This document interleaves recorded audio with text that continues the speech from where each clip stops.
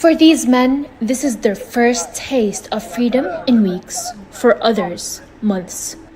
Released by Israeli forces, the 15 Palestinians from Gaza were taken to Al-Aqsa Hospital in Deir al Balah.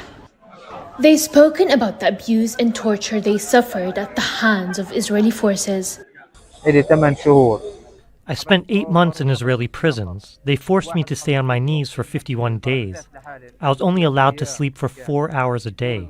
One time they asked me to put on a Qassam Brigade uniform and go into a tunnel. When I refused, they put me in an electric chair and tortured me. In the central Negev prison, they put me in a place that looked like a cage for an animal and kept me there for 50 days. The UN says thousands of Palestinians have been detained and taken from Gaza to Israel since the war began on October the 7th. Among them, medical staff, journalists, and displaced Palestinians who are staying in shelters or passing military checkpoints. Many say they were shackled and blindfolded.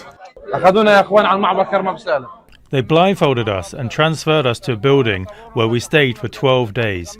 We were beaten and tortured and humiliated every day. They put us in puddles of water. They made us sit in a certain way for long hours without allowing us to change positions.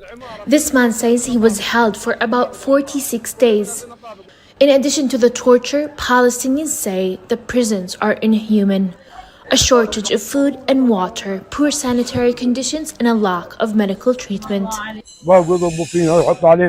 They detained me for 4 months and tortured me brutally with electricity and dogs. They used to beat us harshly during the night. We have gone through torture like never before. There are also reports of rape and sexual abuse of both men and women.